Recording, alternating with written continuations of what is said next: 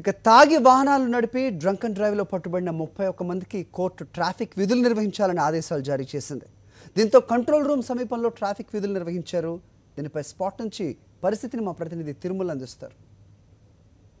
వాహనాలు నడుపుతున్న వారి పట్ల హైదరాబాద్ ట్రాఫిక్ పోలీసులు కఠినంగా వ్యవహరిస్తున్నారు. మద్యం నడిపి వాహనాలు నడుపుతున్న వారికి చలాన్లు విధించడంతో పాటు వీళ్ళని కోర్టులో కూడా ప్రొడ్యూస్ చేస్తున్నారు. అయితే తాజాగా నిన్నే వెలువడినటువంటి తీర్పులో మద్యం సేవించి వాహనాలు నడిపిన వారికి ట్రాఫిక్ విధులు నిర్వహించాల్సిందిగా కూడా న్యాయమూర్తి ఆదేశాలు ఇవ్వడం జరిగింది. అందులో భాగంగా ఈరోజు ఉదయం 8 గంటల నుంచి కూడా కంట్రోల్ రూమ్ వద్ద ఉన్నటువంటి సిగ్నల్ దగ్గర నిశాచారుల చేత ట్రాఫిక్ కంట్రోల్ చేస్తున్నటువంటి ఇన్స్పెక్టర్ శ్రీనివాస్ గారు మనతో పాటు ఉన్నారు. సార్ చెప్పండి, అంటే వీళ్ళ ప్రధాన ఉద్దేశం అంటే ఈ డ్రంక్ అండ్ డ్రైవ్లో పట్టుబడ్డ వారికి అవగాహన కల్పించేందుకు ఎటువంటి చర్యలు తీసుకుంటుంది హైదరాబాద్ ట్రాఫిక్ పోలీస్ విభాగం? కానిస్టేబుల్ ఏ విధంగా విధులు నిర్వర్తిస్తారో అతను ఏ విధంగా ఫాలో అవుతాడు అంటే వీళ్ళకి 2 రకాలుగా ఉపయోగం జరుగుతుందండి. ఒకటి ఏంటంటే సిగ్నల్స్ దగ్గర నిలబడి అక్కడ ట్రాఫిక్ రూల్స్ ఏంటి అనేది అతనికి అవగాహన వస్తుంది.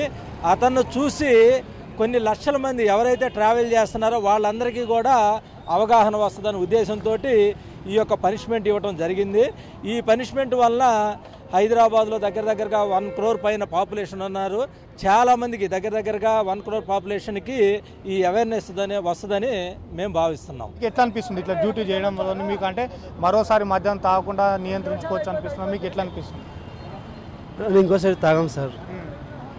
అంటే ఈరోజు మీరు ఈ ట్రాఫిక్ పోలీసులు చేసే ఉద్యోగం మీరు చేస్తారు కదా, మీకు ఎట్లా అనిపిస్తుంది? చాలా కష్టంగా ఉంది sir.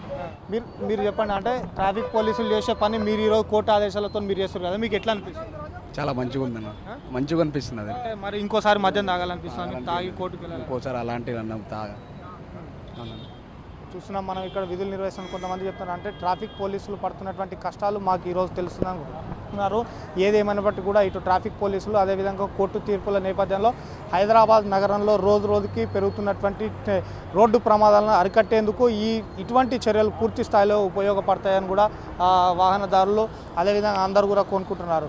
Camera person రంగనాయకులతో Tirumala Reddy, సాక్షి న్యూస్, కంట్రోల్ రూమ్.